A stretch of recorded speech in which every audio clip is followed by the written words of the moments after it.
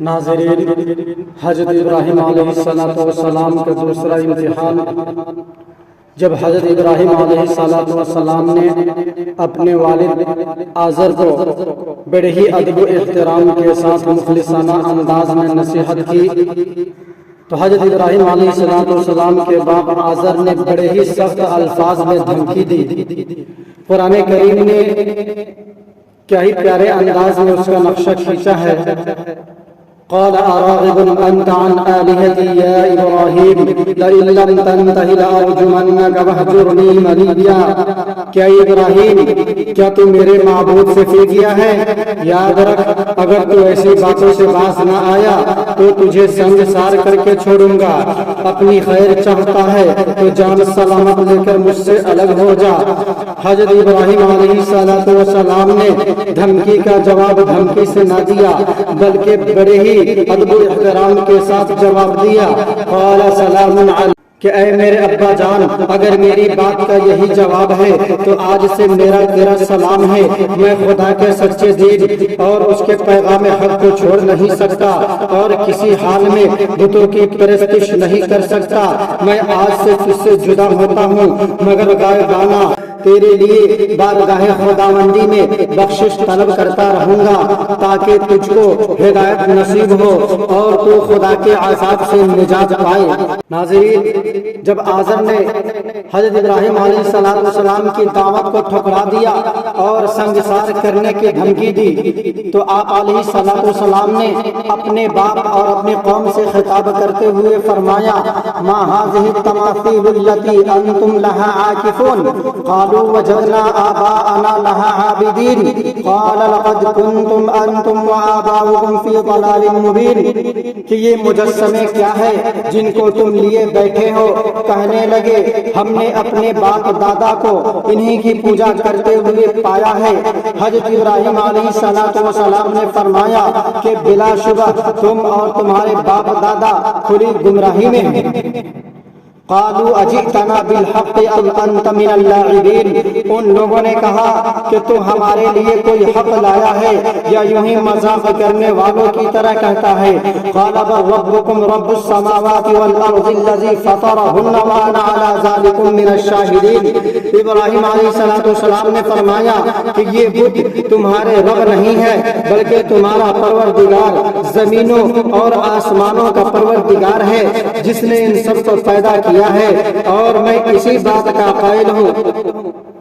حضرت ابراہیم علیہ السلام نے شرک کی تردید اور توحید کی تائید میں مختلف دلائل پیش کیے کہ تمہاری یہ دیوتا تو صرف لکڑیوں اور پتھروں کی مورتیاں ہے جو گونگی بھی ہے، بہری بھی ہے، اندھی بھی ہے، یہ تمہیں کچھ بھی فائدہ نہیں دے سکتے۔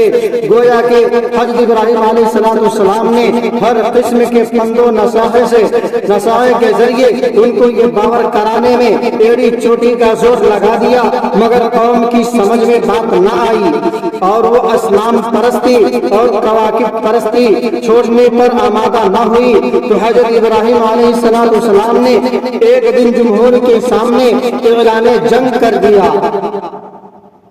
وَتَاللَّهِ لَأَكِيدَنَّ أَصْنَامَكُمْ بَعْدَ أَن تُوَلُّوا مُدْبِرِينَ۔ اللہ کی قسم، میں تمہاری عدم موجودگی میں تمہارے خداؤں کے خلاف ایک خفیہ تدبیر کروں گا۔ حسن اتفاق کے قریب ہی زمانے میں قوم میں ایک مذہبی میلہ پیش آ گیا۔ اس مذہبی میلہ میں حضرت ابراہیم علیہ السلام کو کچھ لوگوں نے ساتھ چلنے کے لیے اصرار کیا۔ حضرت ابراہیم علیہ السلام نے اول تو انکار فرمایا اور جب اس جانب سے اصرار بڑھنے لگا تو ستاروں کی جانب نگاہ اٹھائی اور فرمانے لگے کہ انی سقیم، آج میں کچھ علیل ہوں۔ چونکہ حضرت ابراہیم علیہ السلام کی قوم کو کوكب پرستی کی وجہ سے ستاروں میں کمال اور اعتقاد بھی حاصل تھا، اس لیے اپنے عقیدہ کے لحاظ سے وہ یہ سوچ کر کہ ابراہیم کسی نحس ستارے کے اثر بد میں مبتلا ہے اور بغیر کسی تشریح حال حضرت ابراہیم علیہ السلام کو چھوڑ کر میلے میں چلے گئے۔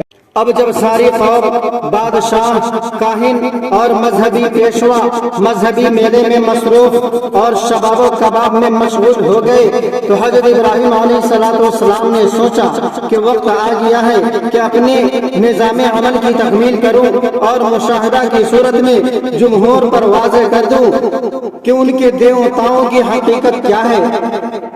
حضرت ابراہیم علیہ السلام اٹھے اور سب سے بڑے دیوتا کے مندر میں پہنچے۔ دیکھا تو رب ہی رب ہے، کوئی لوہے کا رب ہے، کوئی تانبے کا رب ہے، کوئی لکڑی کا رب ہے، کوئی مٹی کا رب ہے، رب ہی رب ہے۔ گویا کہ ارباب ربوں کا ایک سیلاب ہے اور سب دیوتاؤں کے سامنے قسم قسم کے پھلوں، میووں اور مٹھائیوں کے چڑھاوے رکھے تھے۔ حضرت ابراہیم علیہ السلام نے طنزیہ لہجے میں چپکے ان مورتیوں سے خطاب کرتے ہوئے کہا کہ یہ سب کچھ موجود ہے، کھاتے کیوں نہیں ہو؟ اور پھر کہنے لگے کہ میں کلام کرتا ہوں، کیا بات ہے کہ تم بات نہیں کرتے؟ حضرت ابراہیم علیہ السلام غصے میں آ کر کسی رب کی ناک توڑ دی، کسی رب کا سر توڑا، کسی کی آنکھ توڑی، کسی کے پاؤں توڑے، سب کو توڑ پھوڑ کر کلہاڑا اعلیٰ حضرت کے کندھوں پر رکھ کر رب باڑے سے باہر تشریف لے آئے۔ جب لوگ میلے سے واپس آئے تو نمرود نے یہ اعلان کیا کہ سب لوگ سیدھے رب باڑے میں چلے تاکہ اپنے دیوتاؤں کو سلامی دی جائے۔ تمام قوم گروہ کے گروہ نمرود کے حکم کے مطابق واپس رب باڑے میں آتی ہے۔ یہ دیکھ کر ان کی حیرانگی کی انتہا نہ رہی کہ پورے دیوتا تو خود سلامی میں پڑے ہوئے ہیں۔ کسی دیوتا کا سر نہیں ہے، کسی کی آنکھ نہیں ہے، کسی کی گردن نہیں ہے اور کسی کے ٹخنے نہیں ہے۔ اس منظر کو دیکھ کر نمرود اور پوری قوم غصے سے بھڑک اٹھی اور پکار اٹھے، قالوا من فعل هذا بآلهتنا انه لمن الظالمین۔ وہ کہنے لگے یہ معاملہ ہمارے خداؤں کے ساتھ کس نے کیا ہے؟ بلا شبہ وہ ضرور ظالم ہے۔ نمرود کے غصے میں نتنے بھول رہے تھے، منہ سے رال بہ رہی تھی، آنکھیں سرخ تھی۔